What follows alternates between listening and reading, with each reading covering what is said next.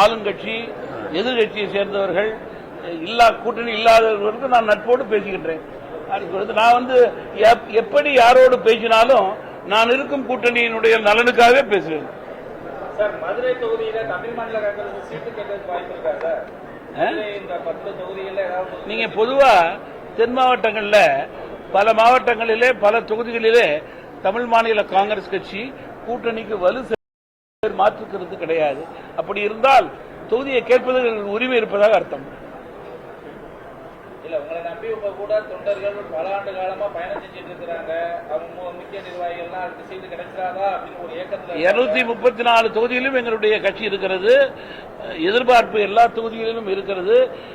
எனக்குள்ள நிலையை பயன்படுத்திக் கொண்டு அதிலே இயக்கத்திற்கு உண்டான முயற்சியை செய்வது தலைவர் என்ற முறையிலே என்னுடைய கடமை.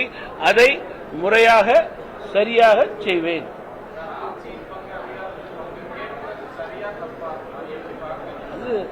ஜனநாயகத்தில் எதையும் தவறு என்று சொல்ல முடியாது. அதில் உரிமையை பங்கை கேட்பதை தவறு சொல்ல முடியாது. ஆனால் தேர்தல் முடிவுக்கு பிறகு எண்ணிக்கையின் அடிப்படையிலே முடிவு செய்ய வேண்டிய ஒன்று என்பதை நான் இன்றைக்கு தெளிவுபடுத்த விரும்புகிறேன். அது சம்பந்தமாக பேசுவதற்கு அதற்குரிய பெரிய கட்சிகள் தலைவர்கள் இருக்கிறார்கள். அவர்கள் எடுக்கும் முடிவுதான் இதில் இறுதியாக இருக்க முடியும்.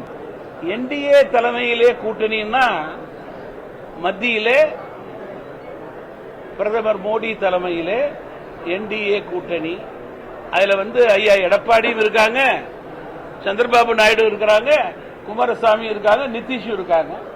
தமிழகத்திலே என்டிஏ கூட்டணி அதிமுக ஐயா எடப்பாடியார் தலைமையில் என்றால் அதில் அவர் தலைமையிலே தமிழக பாஜக தலைவர் இருக்கார், தமாக தலைவர் இருக்கார், பாமக தலைவர் இருக்கார், அமமுக தலைவர் இருக்கார், ஒத்த கருத்துடைய கட்சியின் தலைவர் இருக்கார்.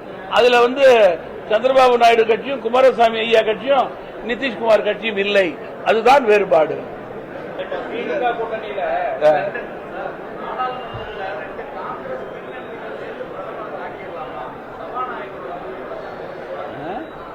நீங்க ஜனநாயகத்திற்கு மாறாக எதிர்கட்சிகள் நடந்தது இந்தியாவிற்கு தலைகுனிவு, பாராளுமன்றத்திற்கு தலைகுனிவு.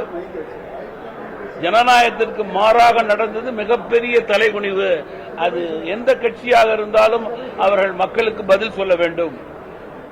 சன்சத் தொலைக்காட்சியின் மூலம் இந்தியாவில் உள்ள பெரும்பாலான மக்கள் அரசியலை கூர்ந்து கவனிப்பவர்கள் அதை பார்த்துக் கொண்டுதான் இருந்தார்கள். அதனால ஜனநாயகத்திற்கு தலைகுனிவு ஏற்படுத்துகின்ற எந்த செயலாக இருந்தாலும் சரி, இந்த செயல் அந்த செயல் என்று நான் சொல்ல மாட்டேன். எந்த செயலாக இருந்தாலும் அது தவறு. அந்த கட்சிக்கு தலைகுனிவு, அதை செய்தவர்களுக்கு தலைகுனிவு. அவர்கள் அடுத்த முறை தங்களுடைய தொகுதிக்கு செல்ல வேண்டும், அவருடைய வாக்காளர்களை சந்திக்க வேண்டும். அவர்களை பார்த்து முகம் சுளிப்பார்கள்.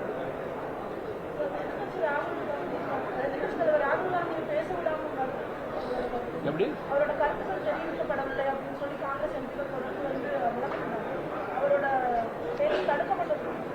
பாராளுமன்றத்தினுடைய மரபை மீறுபவர்கள் ஆளுங்கட்சியை சேர்ந்தவர்களாக இருந்தாலும் சபாநாயகர் அவர்களை பேசவிடக்கூடாது. ஒரு எதிர்கட்சி தலைவர் பாராளுமன்றத்தினுடைய மரபை மீறும் போது அவர்கள் பேசுவது தவறு. இதுல கட்சி வேறுபாடு பாகுபாடு கிடையாது. இதுல only guidelines of the parliament counts.